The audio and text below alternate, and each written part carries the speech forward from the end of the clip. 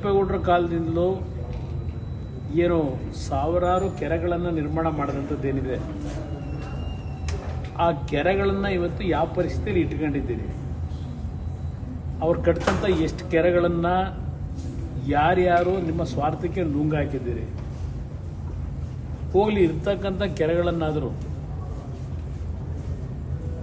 ಜನತೆಗೆ ಉಪಯೋಗ ಆಗ್ತಕ್ಕಂಥ ರೀತಿಯಲ್ಲಿ ಆ ಕೆರೆಗಳ ಶುದ್ಧೀಕರಣ ಮಾಡಿ, ಆ ರೊಚ್ಚ ನೀರುಗಳು ಆ ಕೆರೆಗೆ ತುಂಬಿಸಿ ಸಿಸ್ಟಮ್ಯಾಟಿಕ್ ವೇನಲ್ಲಿ ಆ ಕೆರೆಗಳನ್ನು ಹಂತ ಹಂತವಾಗಿ ಸಂಪೂರ್ಣವಾಗಿ ನಾಶ ಮಾಡ್ತಕ್ಕಂಥದ್ದು ಏನು ನಡೀತಾ ಇದೆ.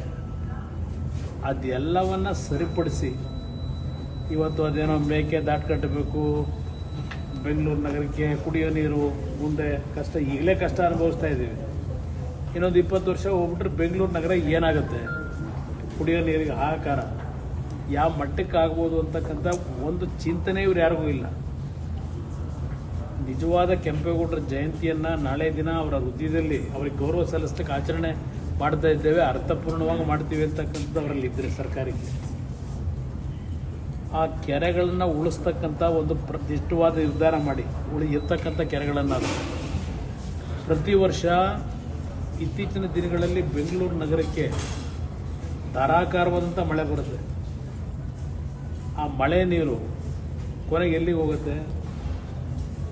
ಆ ಮಳೆ ನೀರನ್ನಾದರೂ ಆ ಕೆರೆಗಳಿಗೆ ಹೋಗ್ತಕ್ಕಂಥ ರೀತಿಯಲ್ಲಿ ಆ ಕಾಲುವೆಗಳನ್ನು, ರಾಜಕಾಲುವೆಗಳನ್ನು ಸರಿಪಡಿಸಿ ಆ ರೊಚ್ಚ ನೀರುಗಳು ಆ ಕೆರೆಗಳಿಗೆ ಹೋಗುತ್ತೆ. ಸರಿಯಾದ ರೀತಿ ಆ ಒಂದು ನೀರನ್ನಾದರೂ, ಮಳೆ ನೀರನ್ನು ಸರಿಯಾದ ರೀತಿ ಗುಣಾತ್ಮಕವಾದ ರೀತಿಯಲ್ಲಿ ಜನತೆ ಕುಡಿಲಿಕ್ಕೆ ಉಪಯೋಗ ಮಾಡ್ಕೊಳ್ಳಿಕ್ಕೆ ಕಾರ್ಯಕ್ರಮಗಳನ್ನ ರೂಪಿಸ್ಬಿಟ್ರೆ ಕೆಂಪೇಗೌಡರ ಹೆಸರಿನಲ್ಲಿ ಈ ಸರ್ಕಾರಕ್ಕೆ ದೊಡ್ಡ ಸೆಲ್ಯೂಟ್ ಹೇಳ್ತೀನಿ.